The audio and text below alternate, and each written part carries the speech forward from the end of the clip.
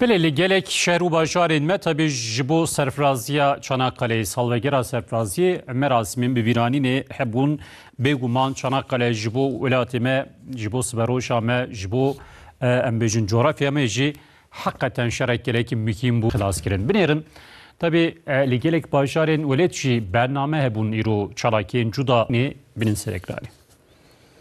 18 Mart Çanakkale Zaferi ve şehitleri anma... Li Midyada Mêrdînê xwendekaran hem stran gotin hem şanolî istin. Bir karışım fincanla ölçülmez Çanakkale, yer yerinden oynasa geçilmez Çanakkale. Rahma Xwedê lo abe Xwedê û afû kê Xwedê bike got ticare dîtir tiştekî lo bi ser Tirkiya me de nebe û Xwedê Teala Misilmana jî tifaka we le bikek.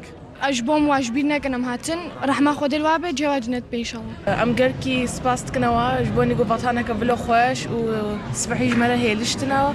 Bi bername şanoyê şehîdên Çanakkale'ê hatin bibîranîn. Aziz şehit